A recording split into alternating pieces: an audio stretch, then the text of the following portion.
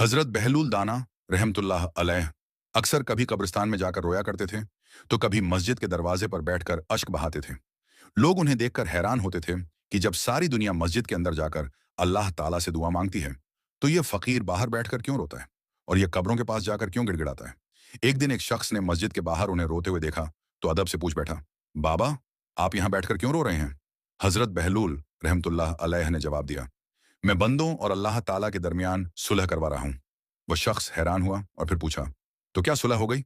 हजरत बहलूल रहमतुल्लाह अलैह ने रोते हुए फरमाया, अरे भाई, वह अल्लाह तो मान गया है, मगर बंदे मानने को तैयार नहीं है। ये सुनकर वह शख्स भी बोला, बिल्कुल सही फरमाया आपने, लोग तो दुनियादारी में इतने मशगूल हैं कि उन्हें अपने रब की परवाह ही नहीं। कुछ दिनों बाद वही शख्स कब्रिस्तान से गुजरा, तो उसने हजरत बहलूल रहमतुल्लाह अलैह को वहां बैठकर झारों कतार रोते हुए देखा।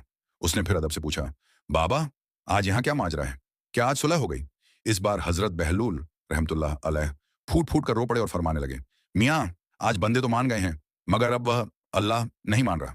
फिर आंसू पोंछते हुए फरमाया, आज इन कब्रों में दफन लोग चीख चीख कर कह रहे हैं कि ए अल्लाह, हमें सिर्फ एक सजदे की मोहलत दे दें, हम दुनिया की हर चीज छोड़ने को तैयार हैं। मिट्टी के नीचे आने के बाद इनके दिलों में तौबा की सच्ची तड़प तो पैदा हो गई है, मगर अफसोस, अब मोहलत का दरवाजा हमेशा के लिए बंद हो चुका है।